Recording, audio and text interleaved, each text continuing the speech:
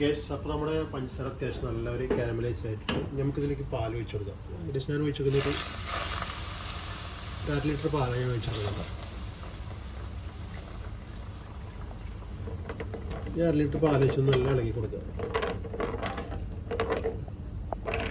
പാൽ ഒഴിച്ച് കഴിഞ്ഞാൽ ചെറിയ തീയിൽ വെച്ചിട്ട് നല്ലോണം ഇളക്കി കൊടുക്കണം കേട്ടോ.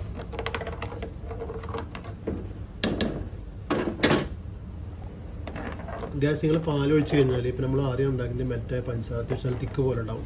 അത് നിങ്ങളൊന്നും പേടിക്കേണ്ട ആവശ്യമില്ല. ഈ വെള്ളം പാൽ ചൂടായി തോറും ആ പഞ്ചസാര ചൂടായിക്കൊണ്ടിരിക്കണ്ടല്ലേ, ഇതേപോലെ ഉണ്ടാവും. അപ്പോൾ നമ്മളിങ്ങനെ ചൂടാക്കും തോറും ഈ മെൽറ്റായ പഞ്ചസാര മെൽറ്റ് ആകുമ്പോഴൊക്കെ അപ്പോൾ ചെറിയ തേയിലിങ്ങനെ ഇളക്കി കൊടുത്തുകൊണ്ടിരിക്കണം. ഒഴിച്ചു കൊടുക്കുക, ഒന്ന് അടിച്ചിട്ട് ഒഴിച്ചു കൊടുക്കണം കേട്ടോ.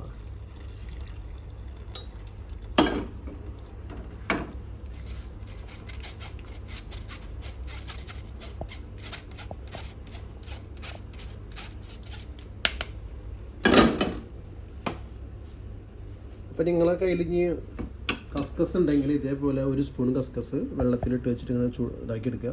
ഇത് ഓപ്ഷനിലാണ്, ഉണ്ടെങ്കിൽ മാത്രം ചെയ്താൽ മതി, ഇല്ലെങ്കിൽ കുഴപ്പമൊന്നുമില്ല. ഓക്കെ, ചൈന ഗ്രാസ് ഇട്ട് കഴിഞ്ഞാൽ നിങ്ങൾ ഇളക്കി കൊടുക്കുക. ഇപ്പം കമ്മീഷൻ ഡൗട്ട് ആളെ കിട്ടിക്കഴിഞ്ഞാൽ ഞാൻ റിപ്പോർട്ട് അടിക്കുമോ? അപ്പോൾ നമ്മൾ റെഡി ആയിട്ടുണ്ട് ഏകദേശം പുട്ടിങ്. അപ്പോൾ നമ്മൾ തീ ഓഫ് ആക്കുക. അപ്പോൾ നിങ്ങളുടെ കയ്യിൽ കുറച്ച് കസ്കസ് ഉണ്ടെന്നുണ്ടെങ്കിൽ ഒന്ന് ഇളക്കിയിട്ട് ഒന്ന് ജസ്റ്റ് ഒന്ന് മിക്സ് ആക്കി കൊടുക്കുക. ഒന്ന് മിക്സ് ചെയ്യുക. ഇത് നിങ്ങൾ ഓപ്ഷനിലാണ്, ഉണ്ടെങ്കിൽ ഇട്ടാൽ മതി കേട്ടോ.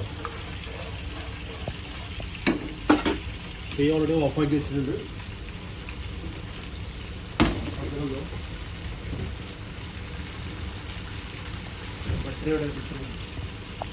ഇതുപോലത്തെ ഒരു പാത്രം എടുത്തിട്ട് കുറച്ച് ബട്ടർ സ്പ്രെഡ് ചെയ്യുക.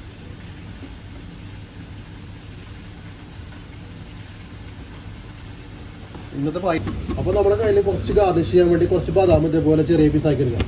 നിങ്ങളുടെ കയ്യിൽ എന്ത് നട്ട്സ് ഉണ്ട് ഇല്ലെങ്കിൽ കുഴപ്പമില്ല, ചെറിയ പീസാക്കി കട്ട് ചെയ്യാം.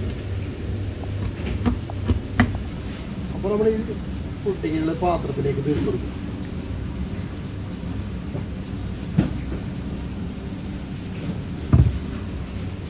കട്ട് ചെയ്തിട്ടുണ്ട്. അപ്പോൾ നമ്മളിത് കട്ട് ചെയ്ത് വെച്ച് കഴിഞ്ഞാൽ ബദാം ഇതിൻ്റെ മുകളിലിട്ട് കൊടുക്കാം.